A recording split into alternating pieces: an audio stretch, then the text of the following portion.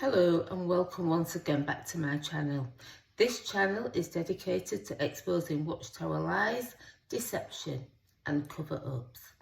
My name is Marseille and I was one of Jehovah's Witnesses for over 30 years.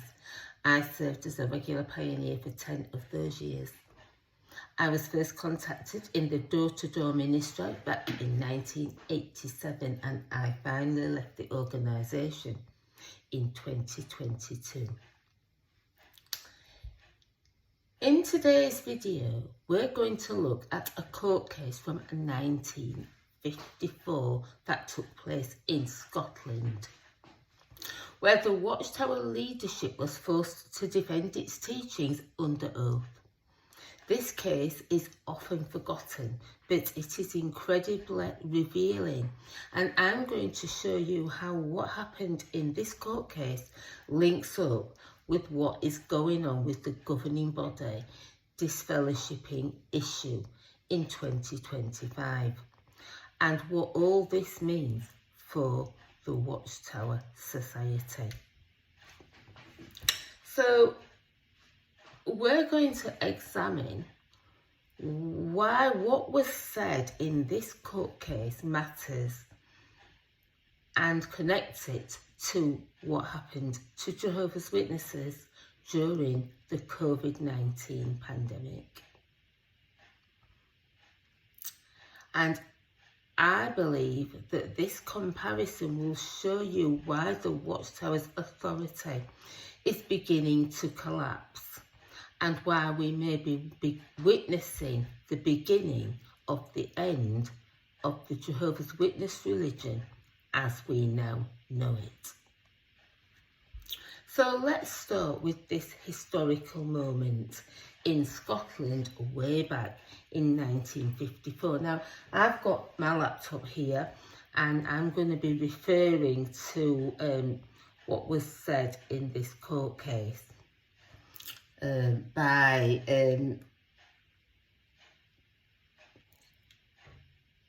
right back then. So bear with me because I do have to keep looking at this screen. So that's what I'm actually doing. So in 1954, there was a trial in Scotland involving a Jehovah's Witness elder.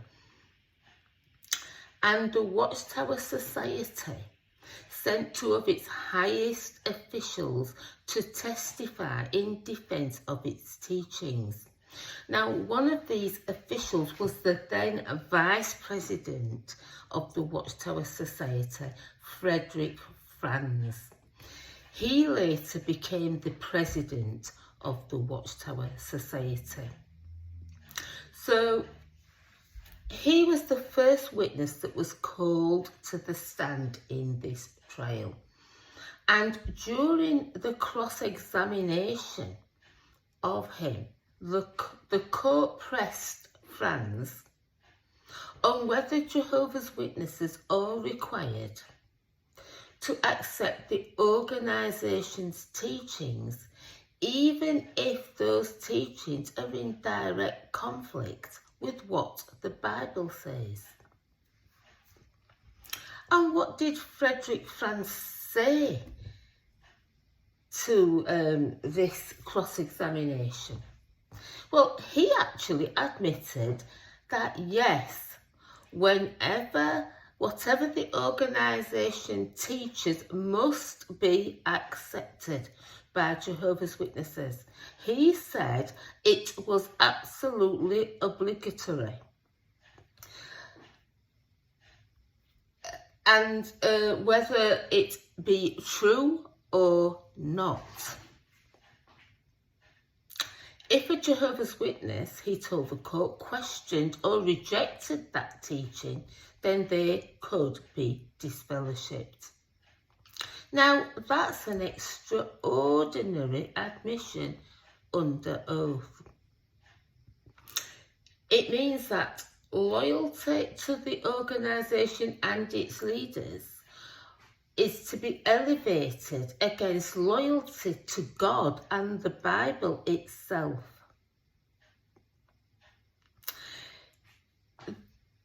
fact, the court case, it actually exposed the fact that in practice Jehovah's Witnesses were not free to follow their own conscience or to test the teachings of the Watchtower Society against Scripture.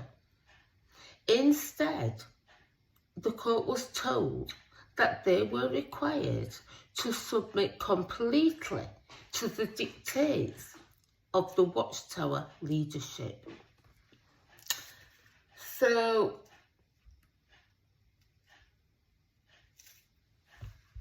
the judge was quite incredulous because he brought out the fact that what was taught by the Watchtower Society later was completely changed and reversed. And so the judge said, what if a Jehovah's Witness questioned it and said, well, I don't believe X, Y, Z, I believe this. And as a result, he was disfellowshipped. Then later on, the Watchtower then said new light had come, and what the teaching has now changed to what the witness said. Would that witness be reinstated? And Frederick Franz said, well, no, because he went against the direction. You have to accept what the Watchtower says, whether it is right or not, and wait for them to correct it for you to be admitted that this is right. So, this judge was absolutely astonished at this. And the judge said to Frederick Franz, so you're telling us that if something that you teach now, what you're teaching now, later could be changed and told that that was wrong. And so Frederick Franz said, well, we'll just have to wait and see. And so this is what they presented to the court. Now, I came across the transcript for this court case, as I say, I do a lot of research, in the book written by Frederick Franz's nephew, the ex-governing body member, Raymond Franz.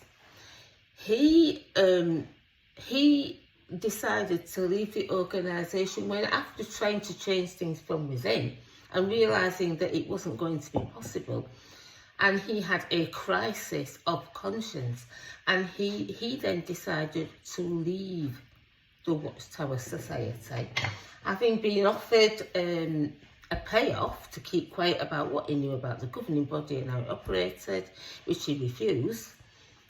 He left the world headquarters and was later disfellowshipped for going for a meal with his boss, who had also been disassociated, or he was disfellowshipped, sorry. And so, because he went for a meal with him, he then himself was disfellowshipped. Now, the interesting thing that I'm going to just bring out before I return to the 1954 court case is that in 1954, when all this was going on, I think it was in 1980, when he was, when Frederick Franz's nephew, Raymond Franz, was disfellowshipped. Within days of that disfellowshipping, the organisation suddenly changed its stance on disassociated people, that you could not associate with them, they were to be treated as disfellowshipped. So after Raymond Franz left and disassociated himself from the Watchtower, later they changed their reasoning that they were to be treated as disfellowship and no one was to speak to them, and this was to stop him from being able to talk about what he knew and why he left. and then very shortly after he was disfellowshipped for having the meal. So that was the steps that took place. I'm just trying to get that out, that they actually changed that ruling to silence Raymond Franz and those who had left because of what they saw happening at the world headquarters. So returning back now to the 1954 case, Jehovah's Witnesses have no freedom to do what they want. Now, as I said, I went to the book that Ray Franz wrote, not The Crisis of Conscience, but the second book he wrote, In Search of Christian Freedom. And in there is a chapter, I think it's chapter 2. I'm going to put a link, because you can listen to this on YouTube.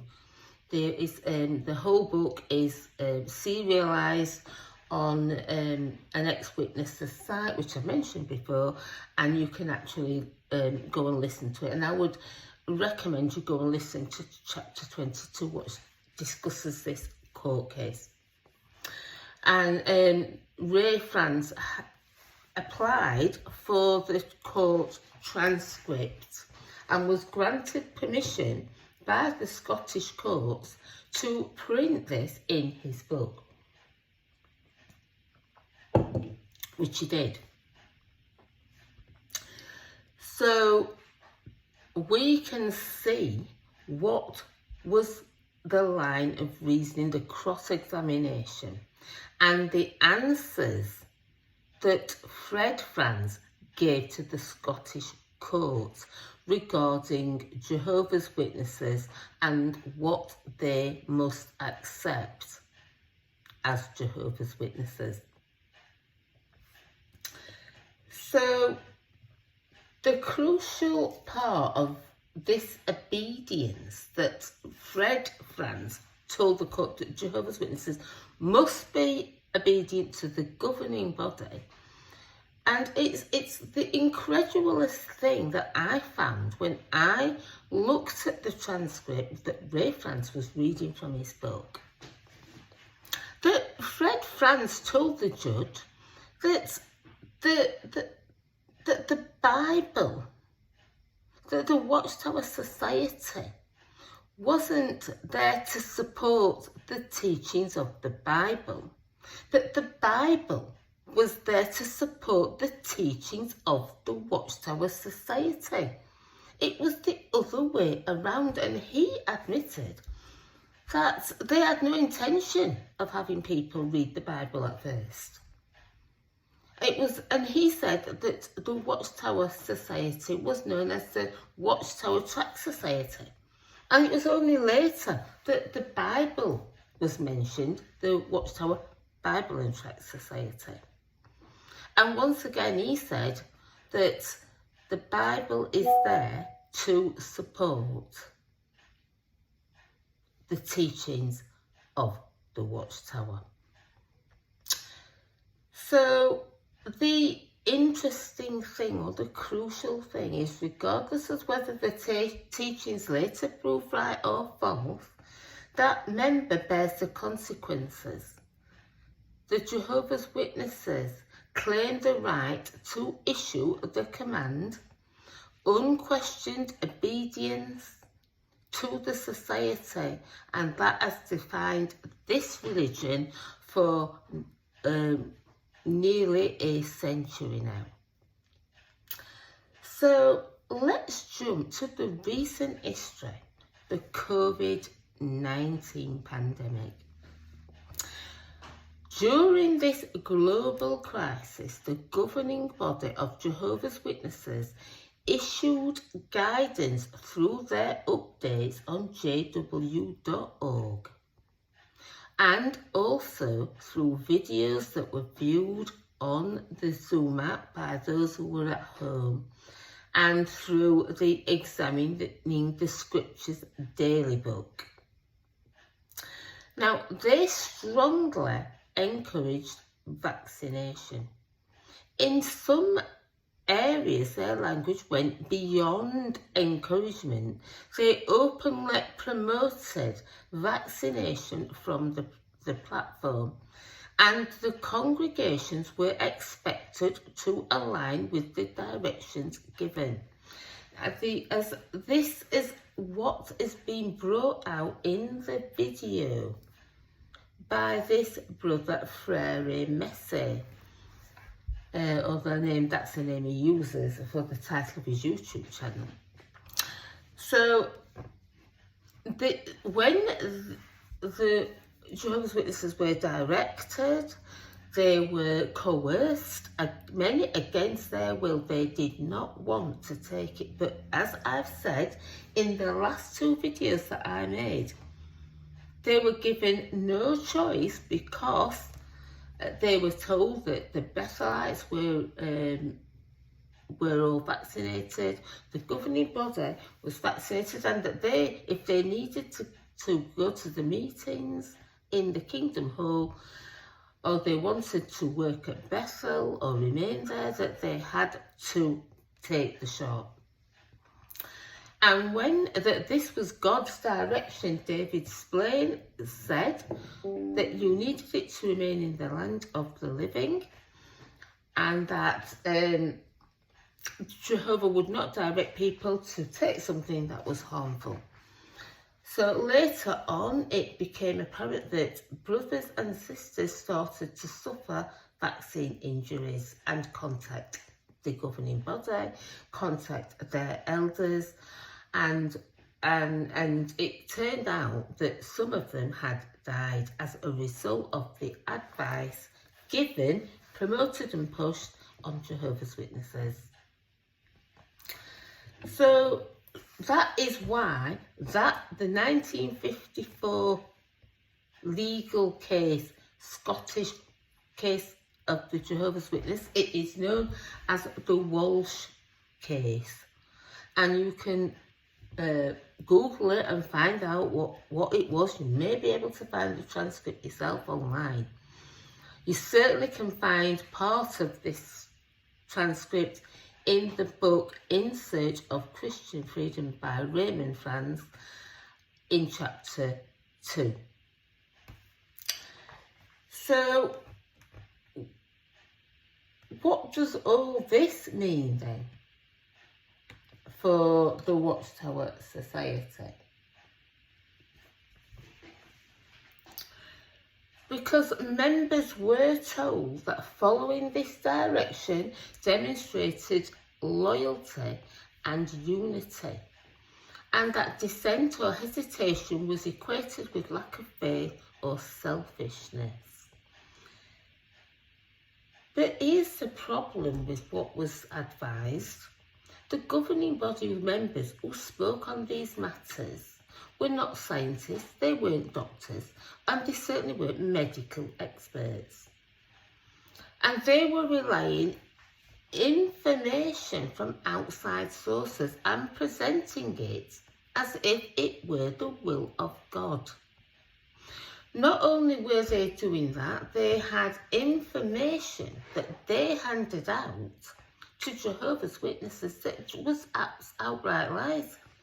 Because even the manufacturers of the health product said that they had got no data to say whether the vaccine was efficient or not at that time.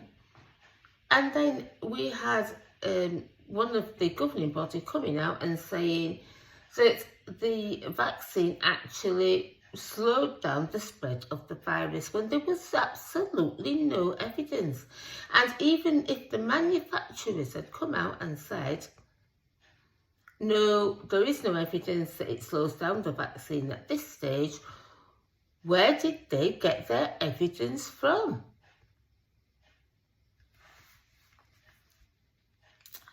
And so presenting the information as if it was coming from Jehovah God himself, and then that vaccine opens up the brothers and sisters to illness and death, it opens the way for people to blame God for what took place. So I feel that the two, what happened in 1954, the Walsh case, is strongly linked to the advice that was given to Jehovah's Witnesses that they still have no freedom. They were coerced into taking something that they did not want to take, but were told it was for the unity of the brotherhood, when actually, in effect, the congregation started to be divided, because the people who felt it was going against their conscience and they did not want to take the experimental health product, we'll call it, were ostracised. And as my friend was, she was told that she could not visit the brothers and sisters' homes because she hadn't taken the controversial health product. And so she was very, very upset about this. And this has been replicated worldwide. Which brings us back to the very questions raised by the court in 1954. Did the governing body member check the facts for himself before speaking? Did he weigh up the risks? Did the governing body member realise that if the information that he was handing out to millions of people, if this was harmful, that he would personally bear responsibility? And if that Jehovah's Witness who took that experimental health shot had an adverse reaction and as a result died, that he himself would be personally blood guilty. That is brought out by the articles that the Watchtower Society has provided for Jehovah's Witnesses about giving out advice to other people, that you could bear responsibility for it. And as I've said in my last two videos, they don't live by the rules they created for everybody else because they feel that they are above the law. They have seated themselves in the judgment seat of God himself. And as a result, they have caused him to be blamed for the injuries that these people have got as a result of taking the controversial health product. So the very issue,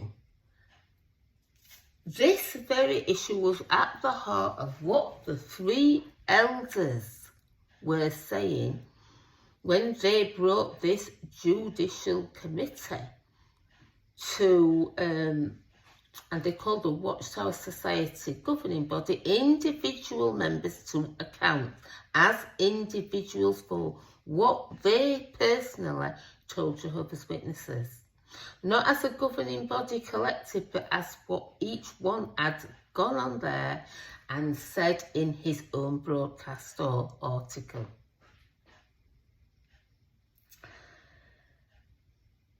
The reasoning of the three elders who had contacted the brothers in the spirit of love set out in the Bible and in the Shepherd, the Flock of God book. They followed the direction to the letter.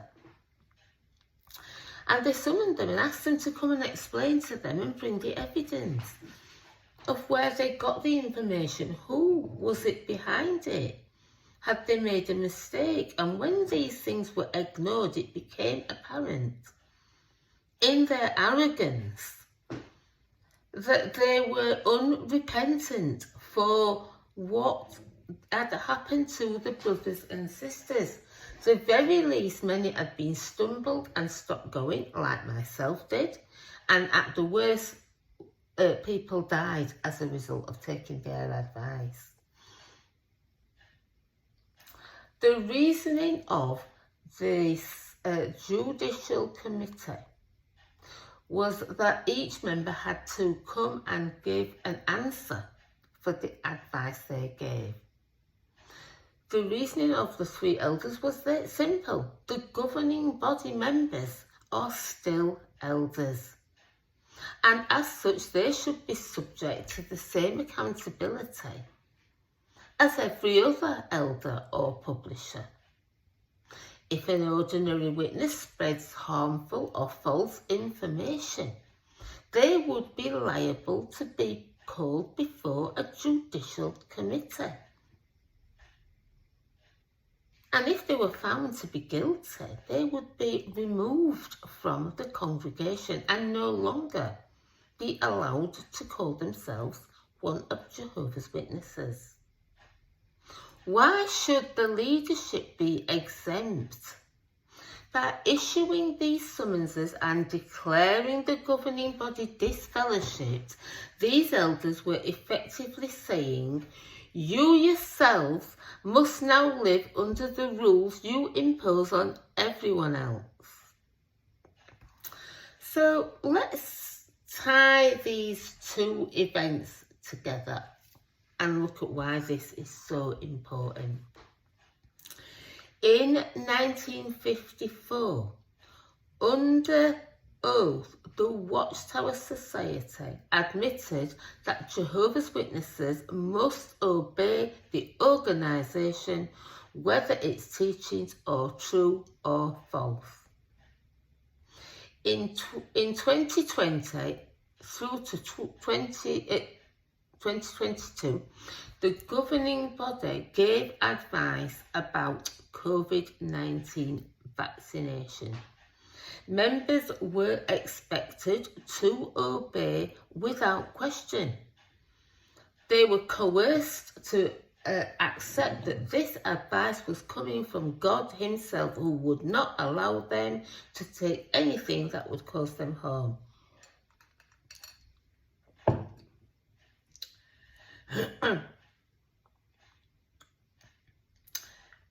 And now, in 2025, elders have turned the tables, calling the governing body themselves individually to account for what they taught and the consequences of it.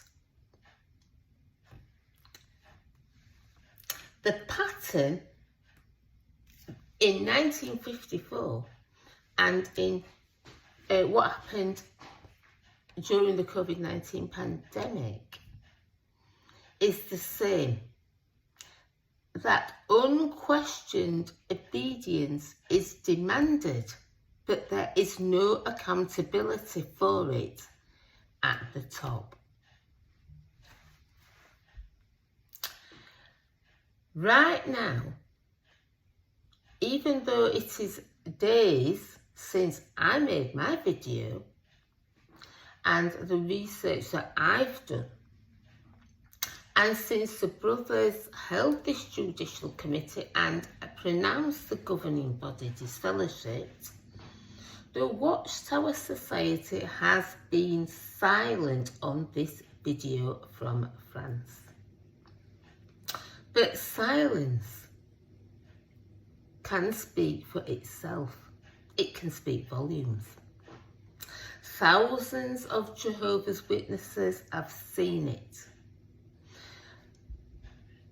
Thousands of people who left the organisation because of the issue with the experimental health products have seen it. Many are contacting headquarters or local elders to find out if it is true, and still there is no response from the Watchtower Society. That silence speaks. It tells us that the organisation is caught within a dilemma, that if they acknowledge the video, they legitimise it. If they punish the elders by disfellowshipping them, they risk drawing attention to the controversy. And if they do nothing, the perception grows that cracks are forming in their authority. This is why the writing is on the wall for the Watchtower Society. The Watchtower leadership has relied for decades on the myth of unchallenged authority, and that has been how they have operated. They believe that they are untouchable. The 1954 court case showed it. The pandemic guidance showed it. And the silence of the Watchtower Society shows it. There is a difference. In 1954, the information was hidden in court transcripts. In the 1970s and 80s, when Raymond Franz tried to change things from within and published his 2 books, Crisis of Conscience and In Search of Christian Freedom, the information spread so slowly. And not many people got to see those books and what he revealed was going on during the governing body meetings when they didn't use the Bible and didn't pray. But today, because of social media and the internet, it spreads instantly across all platforms. YouTube, Reddit, Facebook, TikTok, and others. The video from the French elders cannot be controlled by the governing body or suppressed in the same way as was done in the past. In truth, the absolute control of the governing body that it once enjoyed is slipping, and members are seeing that these men can be challenged, even by their own elders. And when you build an organisation on unquestioned loyalty, and that obedience starts to crumble, the whole structure is at risk of collapse. That is why we are witnessing the beginning of the end of the Watchtower Society in its current form. So let me just end with this. The 1954 case, the Walsh case, revealed that Jehovah's Witnesses must obey whether the teachings are true or false. The pandemic revealed how dangerous that kind of obedience can be when advice on life and death issues is handed down without accountability. And now, in 2025, we see the bold action of 3 elders in France that have shown the world that even the governing body can be summoned and that silence will no longer protect them. So, what do you think this means for the future of Jehovah's Witnesses? Do you agree with me that the writing is on the wall for this organisation? Or do you think that the organisation will find a way to reassert control? Let me know what your thoughts are in the comments below. I'd like to thank you all for watching. If you enjoyed this video, please like, share and subscribe to my channel. And until the next video, I'm going to say bye.